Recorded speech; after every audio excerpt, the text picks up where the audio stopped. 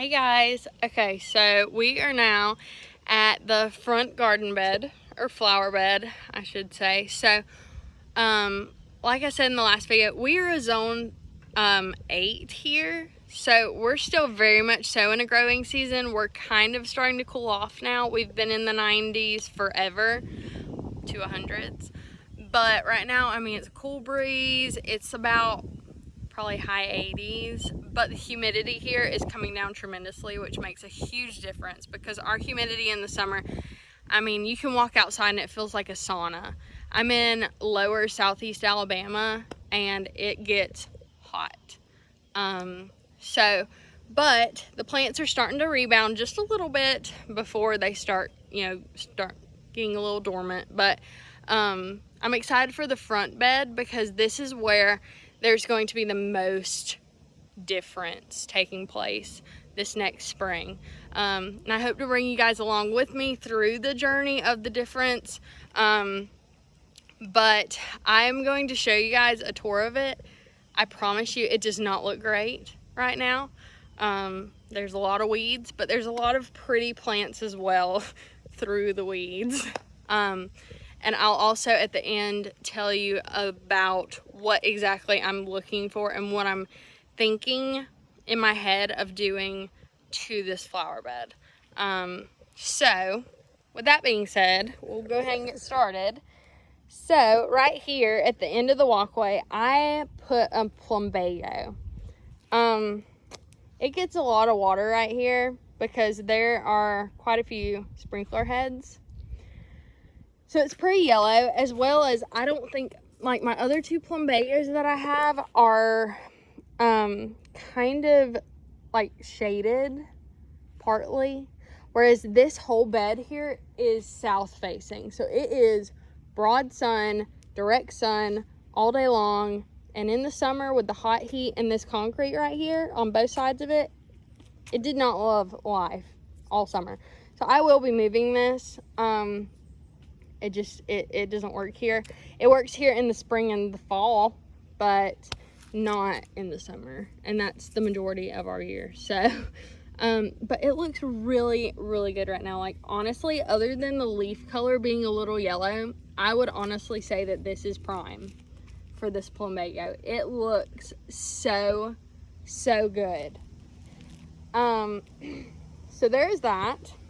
And then I actually did get a Bobo hydrangea for, I think this was Mother's Day, and I planted it here, and I'm honestly thinking that I am going to end up creating a berm here, and it will make more sense at the end of the video whenever I tell you the exact whole design of this bed. But I'm thinking that is going to stay, and I'm thinking of making a berm here with compost and then putting annuals all around it depending on whatever season we're in, whether it be petunias, whatever it may be. I'm gonna put those around the hydrangea. This actually came from my mom's garden. I haven't really decided what I'm gonna do with it, where I'm gonna put it, if I'm gonna keep it potted, and if so, where exactly it's gonna go in my landscape. But this is really the only bloom it's got at the moment, but it is a yellow. It's a very beautiful yellow hibiscus.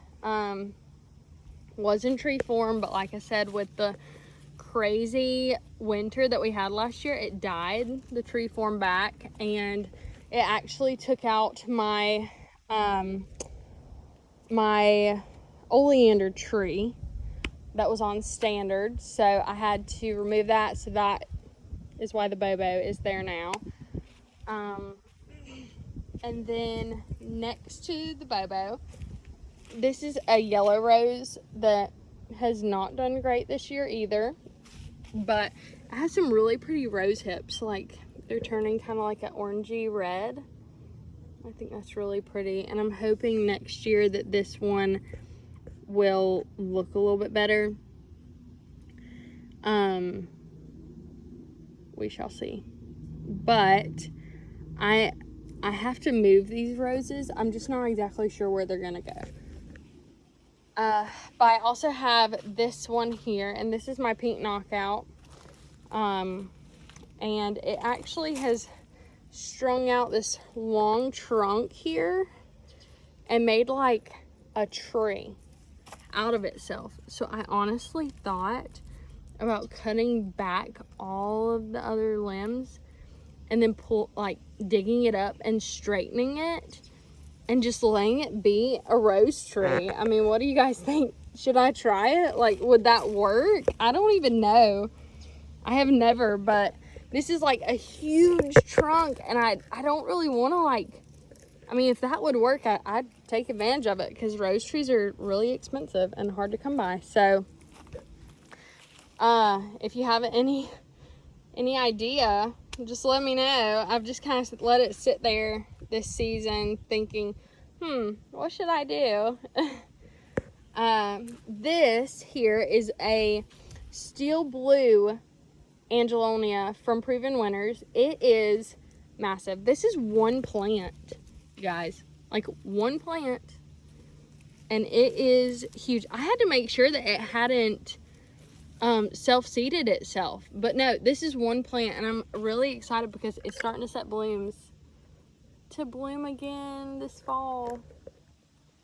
So I'm really excited about that, because this is a really pretty like lavender and white Angelonia, and like I said, it's gotten humongous, so really excited about that. Let's see, then next to it right here we have some Veronica that I had cut back, and it is starting to bring out its last flush of blooms for the season. Back behind it is where I moved those Shasta daisies, and there's still a few remnants of some baby Shastas I'm gonna move too. And then we have the gladiolas that I took some hedge trimmers to because they were flopping, and I just did that like last weekend because they were just done for the season, like done. The white mums that I think I'm gonna pull, I mean, I cut them back to the ground this last spring, and they just can't take this kind of heat in the summer. But they are starting to bud up, so they'll be blooming soon. And then I'm probably, honestly, after this season, gonna pull them. I mean, they just don't look good. So I'll pull those, but those are white mums. And then we have the limelights on each side still, and as well as the peach drift roses on each side of the fountain here. In the fountain, I have still just the lemon coral sedum, and I think honestly this is probably the only thing I'm going to keep in here. I'm planning on buying more coral sedum to go in here to really like fill it out and have it kind of spilling out the sides, but I just feel like in there, with it not really having much as far as irrigation goes, that sedum is just the way to go. So that's gonna stay. And then I have some more of the purple Veronica on back there, along with the Society Garlic on each side of the fountain, as well as sun hostas on each side too, which those hostas weren't eaten. I don't know what's in my backyard eating all my hostas, but we're gonna have to tackle it next year. Weirdest thing, my limelights are still setting buds. Like, they're still setting. This has just been the weirdest year. Like, this one just opened, and here we are in October. Like, this one's pretty new. I don't know. It's been very strange, our weather this year. Right here is, I don't know. The winter did funny things to this twist and shout hydrangea. It's gotten very leggy. I'm gonna cut it back because you can see a bunch of like new stuff coming from the base. I know it won't have near as many blooms next year if I do that, but it does have it blooms on both new and old wood, so it's okay. And even if I did, you know, lose a year bloom season, I mean, it's better than looking like this. So I'm going to cut this back to where the new growth starts. And then in the spring, well, actually, once it goes dormant, really, I'm going to move it to my mom's flower bed, because she actually, right before she passed, was talking about wanting a twist and shout hydrangea to go near her bay window. Actually, she wanted 2 of them, but I only have 1. And I'm going to put this one back there, and I may eventually get her a second one to go back there if I find room. But to this one, it's needing a little bit of iron. You can see that it's starting to look a little bit chlorotic on the end of that leaf. So I'll give it some iron too, but once it goes dormant, will be moving that, because the mess it makes between that and then the limelight, it's too messy. And I'm really looking, I'm wanting more of a formal look. A little bit cleaner, a little more tidy looking. So that's that. My 2 pots up front, I'm gonna repaint them. I'm gonna sand them and repaint them this next spring and put, I'm thinking, a lemon cypress in each one, just to make it kind of topiary looking and have the pretty lemon cypresses in it. And then I'm also going to dig out this Aztec grass, because it's not making me happy. I mean, it has grown more this year, but it's just not loving life. Like, it has been here since 2021, and we're still, I mean, there's not much as far as growth goes. I wanted these things to, like, be touching and, like, grow together, and they're just not. In our zone, they're more of a part shade plant, so I'm gonna have to do that with them. I don't know if I'm gonna keep them and put them in my mom's garden or somewhere else, but they're not gonna stay here.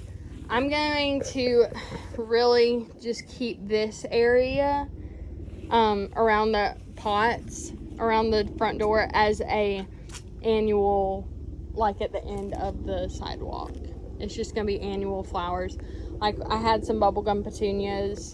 The other side died, but this one, it's definitely going out. It's lackluster, but it does still have some color, so I'm just kind of keeping it for the moment. But yeah, so then down here, we have 2 of the, I think it's autumn coral azaleas, the Encore azaleas, and I'm gonna be getting rid of those as well. They just aren't doing it for me. I also have 2 sunshine ligustrums that I just last week hedged with some hedge trimmers, but I honestly think they're gonna be gone too. I love sunshine ligustrums, but we'll see. I don't know. So with that being said, that is my front bed, and my plan for this flower bed is to take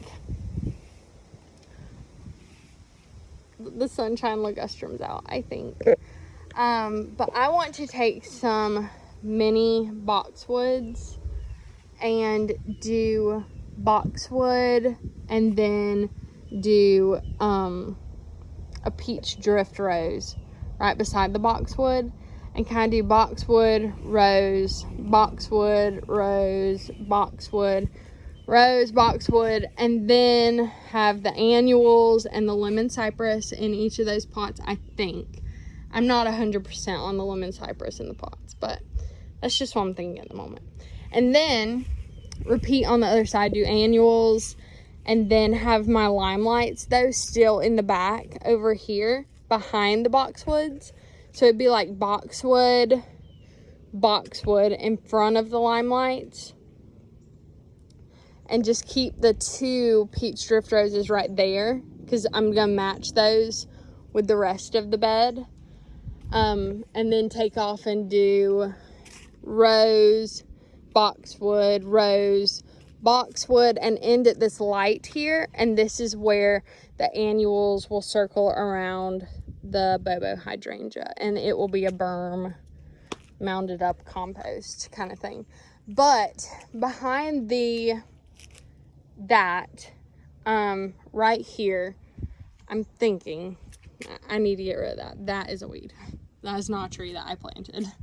But I'm thinking that right here in between the shutter and the gutter, or the edge of the house, I'm going to put some kind of arborvitae. Emerald green, maybe. I'm not sure. I don't know exactly which arborvitae I'm going to put, but I think with the interest of the house and just the way that the house is set, there's just a lot of low stuff. I mean, really the only high thing I have is that fountain right there, and I'm really wanting more like interest in the house. And so I think having an arborvitae right there would give it a little bit more interest. I wanted to put one on the edge over here, but the way that the house sits, if you look at it from back here, right where that would go is a column, as well as it's kind of strange how our house was built. It's part of the porch, which is kind of strange because I don't really know why that's part of the porch, but it's part of the porch.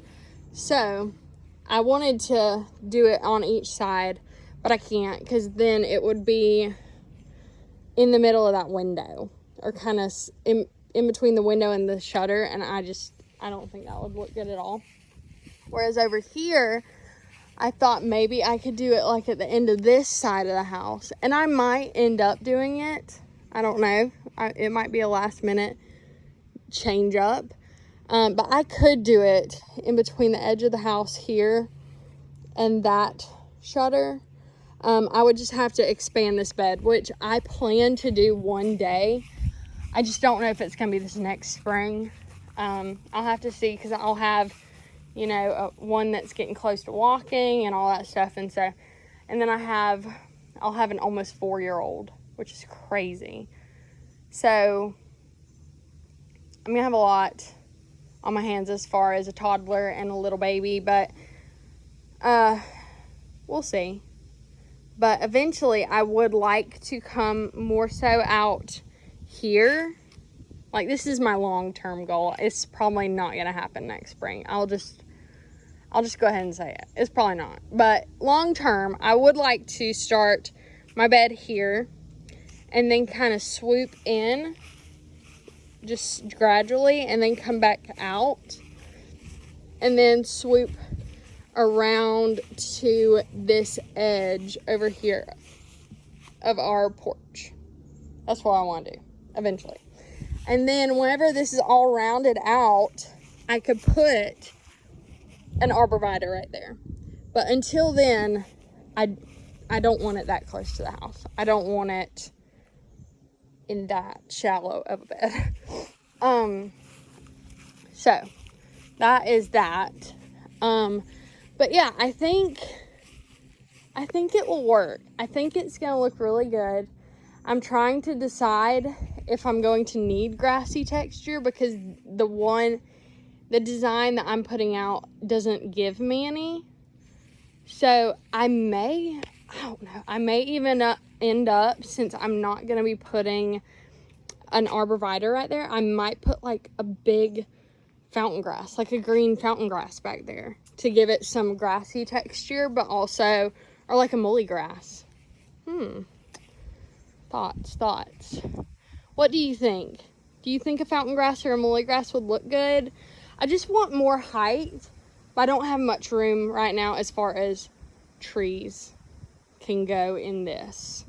Because eventually another idea I had was maybe once that was circled around, to come off kind of diagonal to that column and put a Japanese maple in the middle, like a really pretty, you know, ornamental Japanese maple tree. I don't know, we'll see.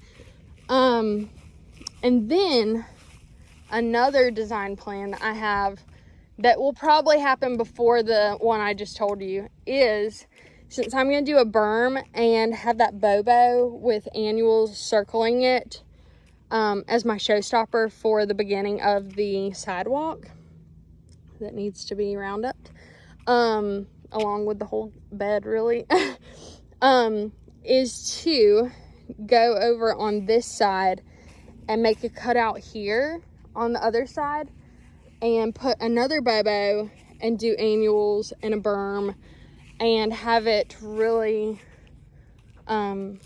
symmetrical. Like, I ignore the shovel. I am looking for symmetry and just more,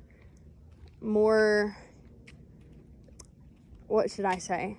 Less maintenance, because my kids are very demanding right now at this age, and I love it. I love my babies to death. My 2 boys are my world. But with that, you know, I don't have near as much time as I want to come out and really keep up flower beds with a bunch of perennials that are flowering, that need deadheading, that are just high maintenance. So I'm looking for a more low maintenance, more classy, symmetrical look. So that's what I'm going to be going for this next spring. But I would love, I want to take you along with me on that journey of transforming these flower beds. This fall, I will be working on getting rid of all these weeds. This right here is the biggest nuisance. I looked it up, and it is called spurge, and it is a nuisance. I actually came out and weeded this flower bed and took out most of the old pine straw a few weeks ago, because it was just getting on my nerves too bad. And I mean, it's just coming back up with a vengeance. I'm gonna take out the plants that I want to take out, and then the ones I leave, I'm gonna be very, very careful and pick around those. But all the other parts that, you know, won't have really any plants, like this part, I'm gonna round up. I mean, I can't get rid of it. It is horrible. And from what I've read, how to get rid of it is to spray it in the spring when it's first coming out, because once it's out and blooms, you're done for, because it puts out so many seeds. So that is something else that I learned this gardening season is spurge. So yeah, but that is my front bed. That is my vision design for spring, and I'm really excited to see it come to life. I'm hoping it comes to life the way I envisioned it. But I will keep you guys on this journey with me, and you can see it transform as well. I hope you guys have a great day, and I'll see you in the next video. Bye.